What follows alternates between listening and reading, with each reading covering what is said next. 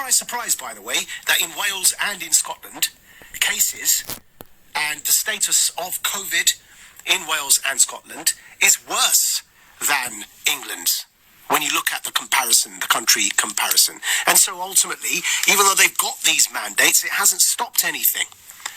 But we've been pushing with the science, we've been pushing with the data, and ultimately the message has reached the right people, and you should all be proud of yourselves, those of you who have stuck to your guns. When the facts are on your side, never retreat and never surrender, because sunlight is always the best disinfectant, and it requires hardship along the way, but ultimately truth will prevail. That is the story of human existence on this planet. We have been on a long march as humanity towards enlightenment, and yes, there are steps backward that are taken sometimes. But ultimately, even with those steps that go backwards sometimes, we as a human species do eventually move towards truth and enlightenment. Have a listen, and the reason I say all this is because, as I say, you all know, my regular listeners know, how difficult it's been to get this message out there that vaccines do not stop infection or transmission, and therefore mandated vaccine passports make no sense. You know how difficult it's been to get that message out there. You all know, by the way, because you listen to this show, that when I first said it on air, there was outrage. I was lambasted. I was trending on Twitter. People tried to cancel me.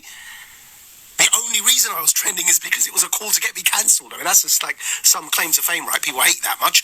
You know how difficult it's been to get this message out there. So when you hear what you're about to hear, pat yourselves on the backs, congratulate yourselves, and take heart and remain hopeful and optimistic that the truth will prevail. Here is Boris Johnson, the Prime Minister of the United Kingdom. By the way, he's probably, at least in the Western liberal democratic context, what's left of our liberal democracies, mind you, probably the first leader of a Western liberal democracy to say so. I don't put any money on expecting Biden to say similar anytime soon. Let's go, Brandon. But for the meanwhile, here is Prime Minister Boris Johnson speaking to Sky News.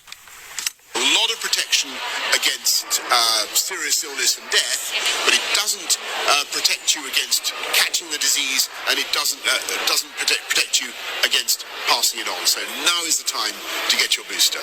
So you heard that for yourselves. It doesn't stop you from getting infected nor passing it on. That's the Prime Minister now. Call him an anti-vaxxer all you like.